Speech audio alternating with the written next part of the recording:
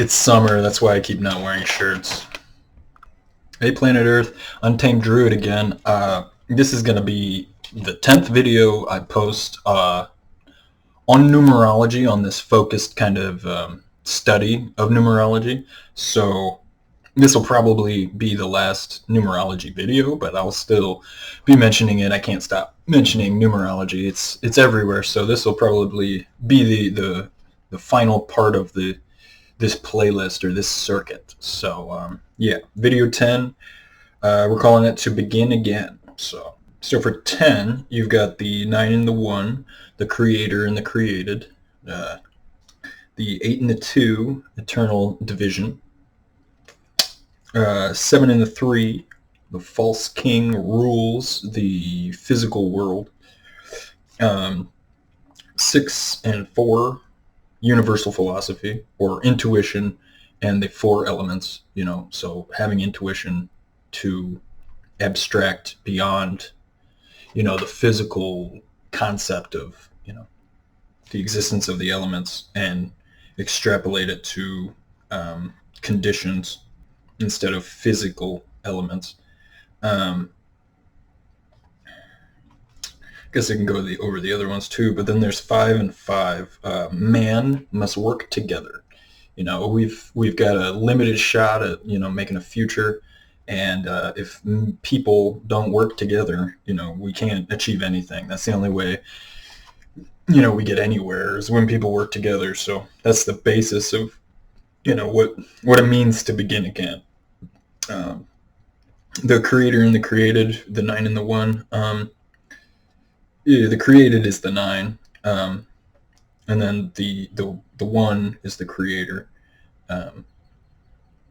just representatively. I'll be going. I got a pretty good breakdown coming up here, so I'm gonna go back over the 0 because I didn't mention it when I did the first video. I kind of mentioned it, but I didn't really focus on the 0, and the 0 is super important. So, but yeah, this video is about the 10 primarily first. So,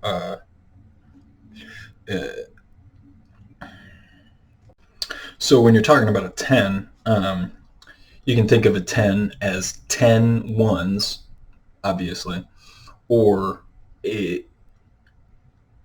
it's a system of the 1 of the 10 represents a completed increment of 10. So that 1 that you see is the representative of all of the numbers from 0 to 9. It's like a completed bundle, basically, a whole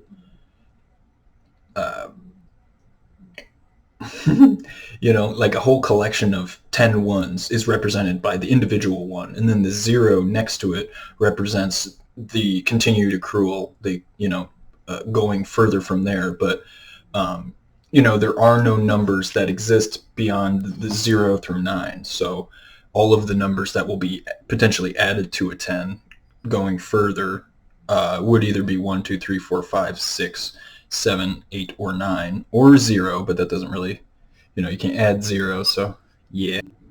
10 is also generally thought of to be the simplest way to calculate things, so that's why the metric system essentially just runs off of tens, hundreds. It's always working towards completing that single line, so really focusing on 1 and then a number of zeros afterwards to be the defining way to measure things, instead of like in America where we have feet and inches and all of these different more practically applicable units of measure. The metric system kind of represents a more standardized and consistent way to measure things, but much less practical. So the 10 kind of represents that ability for us to give things a certain structure, a sort of artificial structure, and if we get 10 of something, we can think of it as being a completed part. but if you get 7 of something, there's that kind of gap there. This is all theoretical and invisible, but the 7 implies there's 3 things missing from it being a completed whole. So we kind of subconsciously view 10 as a completed whole from which to be progressed. And another thing, age is represented by the amount of decades you've existed. So, because 10 represents a completed whole, we think generally we like to age by year, but our conscience generally doesn't do that. We're generally emotionally disabled because of the dynamics that we have with society around us and the expectations put upon us. So our true age, can be seen as the amount of tens or decades that we've existed. So, if you're 72 years old, which is about the average age of a white male, I believe, at that age, you would be under what I'm purporting, you would be about 7.2 years old, so, we're all kind of just kids, and, you never, barely ever do people get beyond the age of 10, and of course, that's actually 100 years, but it's really, it takes a decade for you to gain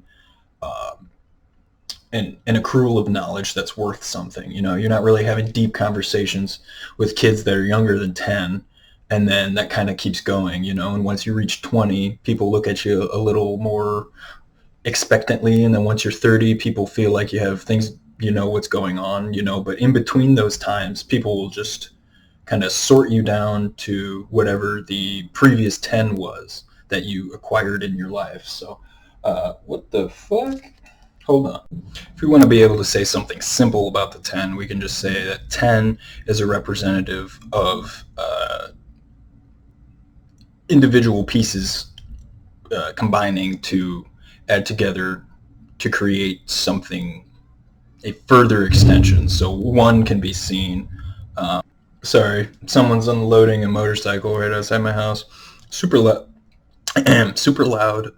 But so a 1 can be seen as a 10 that has the decimal place in between the 1 and the 0. So 1 can be seen as a smaller version of the 10 that's made up of 10 0.1s, and you can keep going with that. So we can see that 10 is a manifestation of 1, which is a manifestation of the collective ability for existence to exist, like accruing together. So I'm not sure if that makes sense, but yeah, I guess kind of thought about it. The ability for you to add 1 to 1 to get 2 and thus further, it's just kind of like a macrocosm. So it kind of shows that that's been infinitely going on before even the first single 1 has been going on. So, or has existed. So there's this constant process of adding that goes on below the surface to even get to the 1. So the idea of 1 existing, the idea of 1 existing really refers to that eternity element, in which there's the adding that goes on to create the single 1, or the us individuals, it's a perpetual it's a perpetual process that's just constantly going on before we're even created, and then it is, or before we exist, and then it is the process that allows everything to exist. So it's perpetually happening. It's happening right now. So for a human to be born, it starts off with a single cell, which adds up to create a 10, which is basically a fully formed human, and then you're born, and then you gain knowledge, and so you start from this idea. You basically start from nothing, just the action of your parents, and then you become a single cell, and then from there you further multiply, you become a 10, you know nothing, you gain knowledge, you grow up, and then you become, a 10-year-old, and then a 20-year-old, and then a 30-year-old. So it's all, it's not literally a physical idea that I'm talking about, but it's more of an abstraction of what physically happens, in such a way to show the unity of this concept and how it's applying, or how you can apply it to anything. Anything that's going on really follows the basis of numerology, just simply because there's no other way for it to happen, for anything to happen. If you can find something that doesn't follow numerological, patterns or dictums or whatever, go ahead and post that comment or post a video about that, because I would love to have a further conversation about this. But yeah, to me, numerology really, you can use it to explain everything, and it's kind of a catch-all, and it doesn't necessarily give people what they might be looking for as far as like direct, concrete answers. But I find that usually when someone's giving you a direct, concrete answer, they're kind of ignoring certain aspects of reality that they just didn't want to talk about. So, this is about as concrete as I'll be, saying numerology can, do everything, because it's like, well, I obviously know that there's certain situations where it's not practical to use numerology, but I would say, 9 times out of 10, if you're just trying to understand something, numerology, you'll understand it much faster than trying to learn everything, break it apart into its individual parts, learn all about, no. Understand how to apply numerology onto it, and then you break it apart, learn the individual pieces, just much faster, easier to consume. It's like chewing your food or cutting your food with a knife. It's like, instead of just eating the entire piece of pizza, you break everything up into smaller pieces, much easier to chew, much easier to digest. You look less like an ass, because you've got you're trying to shove a whole subject in your face, and it's like, yeah, but you don't even understand the parts. So what do you? Well, anyway, so yeah, that's the 10. I really, I guess I can go over these. Yeah, so the idea of the false king ruling the physical world is evident in the 10, and that's really something that the 10 and its permutations kind of are revelations about the reality that we exist in, and the creator and the created kind of points to we exist, and there is a moral framework. Maybe not moral if you don't want to use that word, but there's a code of conduct that exists in the universe, and if that code of conduct is encapsulated in things like the 10 Commandments, or the United States Bill of Rights, or just different things. Oh yeah, I was talking about false king rule. So yeah, the idea of the false kings ruling the physical world is just the idea that people that are physically invested in the world are ruling the world because they're physically invested. So basically the people that are going to be in charge are people that are representatives of the 7, basically, because they're just gravitated towards that position. They're supposed to be in that position. But it doesn't necessarily mean, that they're, advanced spiritual beings. It just means they know how to manipulate physical reality in such a way to be perceived as successful. Eternal dualism means, it's just the constant fight between good and evil. Good and evil. Good and evil. And that battle never really stops.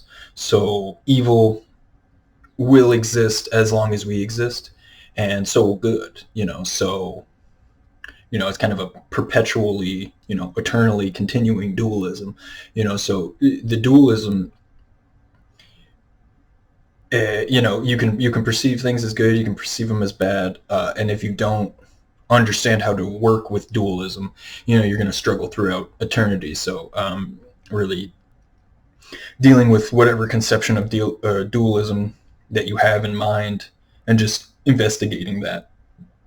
Um, it's fundamental for spiritual growth. Um, I talked about universal philosophy, kind of having intuition, about the different elements and being able to extrapolate them onto, various others instances besides, what's physically in front of you, and being able to really work with or concepts like numerology, and being able to, instead of just seeing like an individual person as a representative of one, but also as a representative of 10, and then, being able to apply numerological logic to the things around you in order to orient yourself, and better understand the relationships that are going on. So if you're in a group of, there's 3 friends and then you, so there's 4 total people, being able to distinguish, you're not 4 elements, but, in a loose kind of way, you are 4 different creative elements, and then because there's 4 people in total, there's going to be 4 distinctions. And if you can, figure out what those 4 distinctions are, just by talking to people, you have a much better chance of interacting with them socially successfully.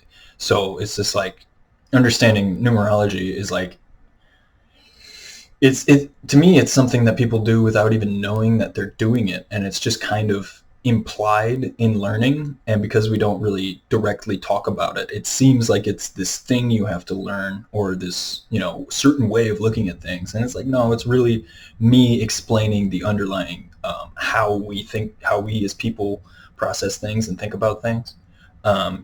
Because we are, organic robots is what I believe. We also think in numbers, just as computers do. So, that's something for a different video, but super dope, dude. So 5 plus 5, man, we must work together. I think I said this earlier, but we've all just got to come together, speak openly, honestly. If you disagree with me, please disagree with me. I will disagree with whoever openly and honestly, and I'm not trying to attack people. I just like to have actual conversations where I'm not just patting you on the back and protecting you from what I actually believe, because, there's no, that's just me hiding from you. And then, I don't know, this whole crazy environment that we've got going on, people are shooting people are fucking just attacking Asians, and there's police brutality that's going on, and it's like police brutality has been going on basically for forever, and it's not that we can excuse it, but it's like now it's covered all the time. We know the names of every single person that gets killed. It's all so emotional and gut wrenching, and it's not that those things, it's not that we can't do something about that and don't need to do something about that, but I don't think posting news stories of just constant the people that were killed, or the all of that stuff, it regardless of how important it is, it destroys people's like interior like feelings, because like, what can we do as individual members of society? What can we do to stop the police from shooting people? You can't do anything. It doesn't matter what skin color you are. It doesn't matter, even if we pass laws and stuff, how can you stop, violence like that from occurring without taking the weapons away, and then how do you have an effective police force that can't use weapons, against people that obviously will have weapons, because why would they not have weapons, So these questions are, it's just such a tough time, and that's why we need to, all come together and really have open discussions about these things, and, not ignore emotions, but also not ignore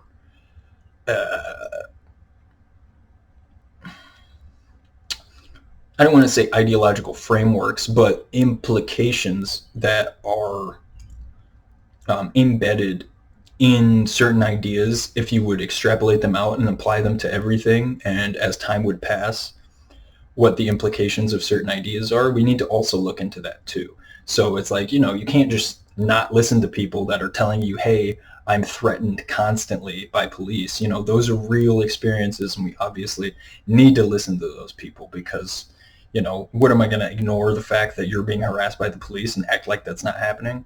If I'm doing that, no one should listen to me, But like, also, if I'm making sense about anything, then that also has to be acknowledged, So because a lot of times what makes sense and what people are feeling won't jive. So there's got to be that acceptance of there being a rational, logical explanation for things, and then also accepting, that people have personal experiences and personal feelings, and smothering those or belittling those prevents anyone from being able to accept the logical premises that you might be talking about. So just emotional intelligence encourages people to listen to you, and to take you seriously, and to see you as a someone that can be a genuine leader, and even if you're not trying to be a leader and you're just trying to be a coworker or whatever,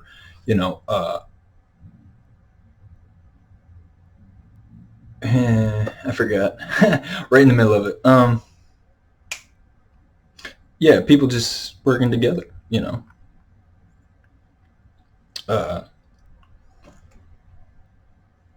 coming together means not getting caught up on our physical differences, because, physicality is just a product of nothing.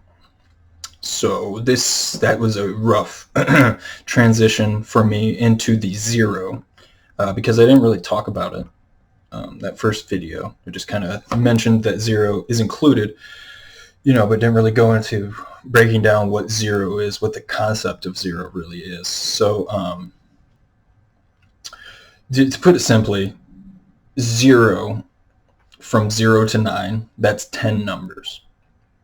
So 0 being the first number in that way. Okay, now don't let me lose you here. From 0 to 9, you go 0, 1, 2, 3, 4, 5, 6, 7, 8, 9. And that's 10 numbers. So the 0 in actuality is a 1. And that's, that'll throw people off. But, because 0 is the first number and we recognize that it's a number, it is the 1, and then the 1 is a 2, and a 3 is a 4, and a 5 is a 6, and a 7 is an 8, and a 9 is a 10. And the 10 is a restarting of the cycle. So it's all, that's the simple version of what I'm talking about. But I wrote this down because it's definitely more complex. And I will go into it now. So 0, or just nothing,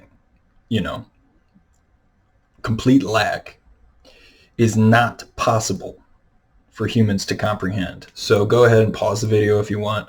I'll kind of leave like 5 seconds of silence. Try and think of nothing. Like, just go ahead, just...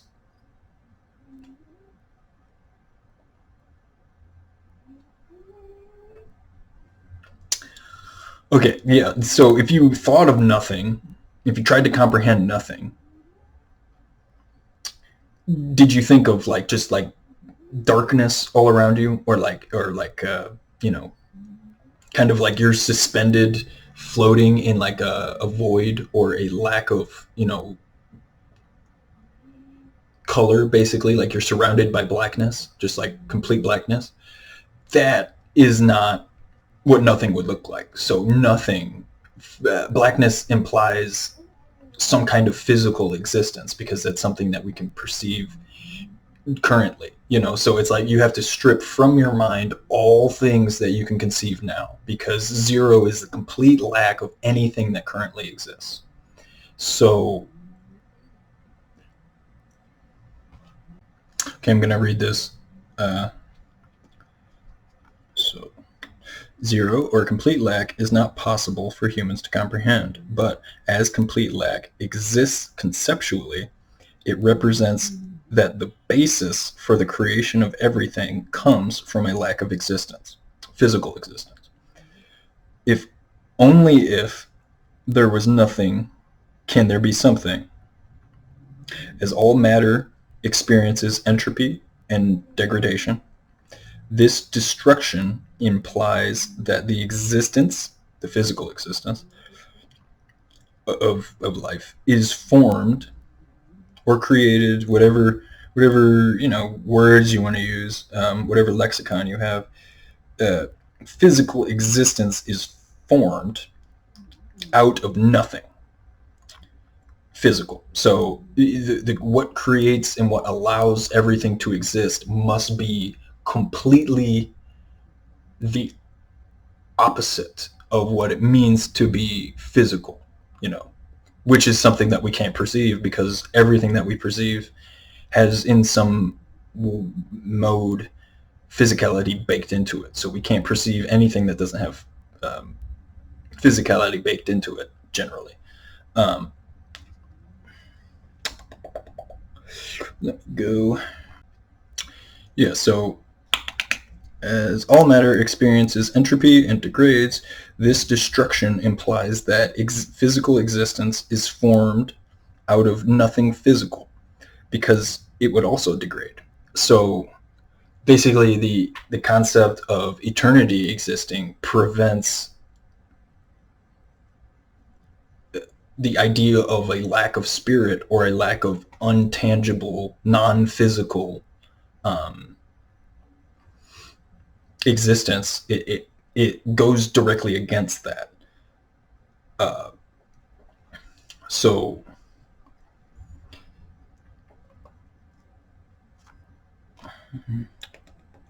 the concept of nothing physical implies thing non-physical, which implies no physical existence, out of which physical existence is a byproduct. So, yeah, so the concept of zero represents the concept of a lack of physical perception. And because we can't do that, because we are physical perceivers, all we can do is abstract these ideas. But the concept of nothing physical implies the idea of something that isn't physical, and that something that's not physical, which is something that we can't perceive, implies that it implies that from a lack of physical existence comes physical existence as a byproduct. So yeah, it's basically a long-winded way of saying what I said, the first simple kind of understanding of the zero, which is just zero is one because it's the first number in 0 to 9.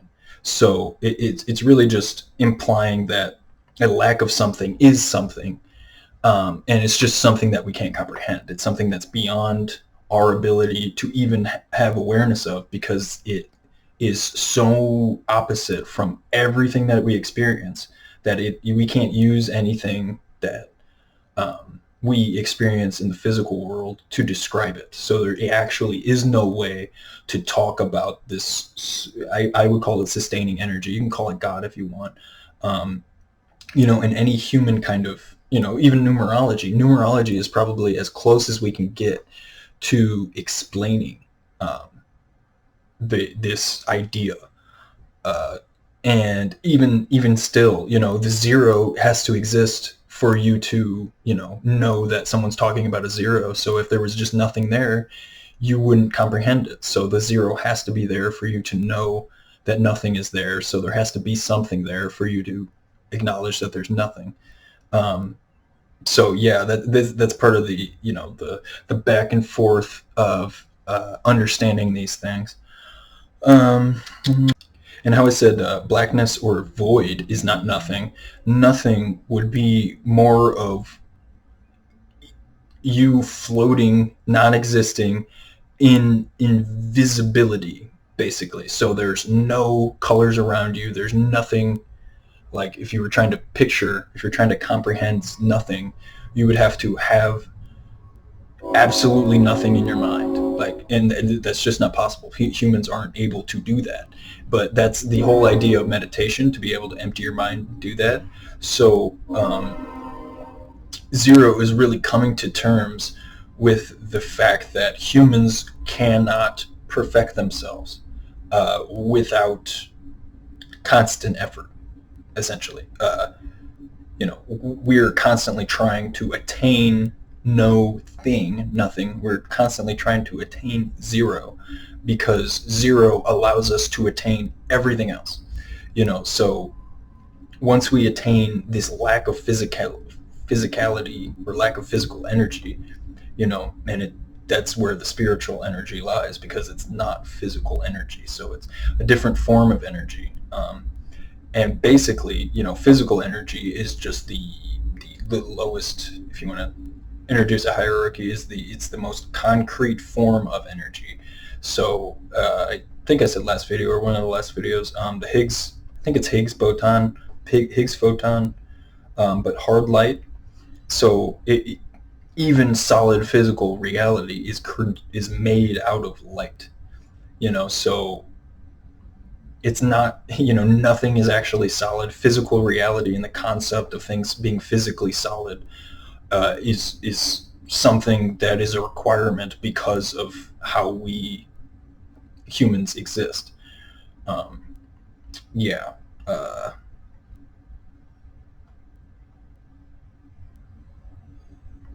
Okey-doke. Yeah, so that was a little bit complicated, a little confusing, even for me. These topics are really hard to talk about, but I'm not, the authority on this stuff. I don't think anybody could be the authority on this stuff. There's people that are better with numbers, but yeah, hopefully I didn't lose you there. But if I did, tough luck. Yeah, but if you guys liked the video, go ahead and throw a like down, hit that subscribe button and the notification bell, and I will catch you guys next time. I guess one thing I will say is probably from now on the videos might stray into more practical applications and kind of things that are going on, in the world around us, instead of this kind of abstract thinking. But I'm still going to be, putting in numerology and working in the realm of people's minds, because I think that's where we find that we're all the same. Once we're talking about thoughts and ideas, and we're beyond our physical bodies. You're black, I'm white. Well, now we have to hate each other because there's a difference. Or we can just not even, like, what do you mean? Why are you talking about skin color? Like, yes, there's history. Yes, there's all of this stuff. Let's move forward and make it so that no one suffers, and all suffering is something that we're fighting against. And, if, it doesn't matter how that's, and what manifestation that is, if there's injustice going on, it's because we're just, it's because we're virtuous, it's because we're moral, we take care of everybody. It doesn't matter if you're part of my group. It doesn't matter if you like the same music as me. It doesn't matter if you wear the same brand. We take care of people, because if you're going to distinguish, don't take care of that person, take care of this person, they're implicit in that is yeah, you can go ahead and kill that person. We don't care about that person, which is, could apply to anybody at any given time if you don't fit within the overall narrative that society is pushing. So, you know, being somebody who, doesn't necessarily fit into, everyday humdrum society, I would definitely think that I would be more likely to be excommunicated, especially, espousing things like this, like think differently, work together, don't, limit yourself to people's physicality, saying things like this. I definitely feel that I could be, excommunicated or whatever. So, um, yeah, I guess that's an emotionally charged point to end. So I will see you guys next time. Peace.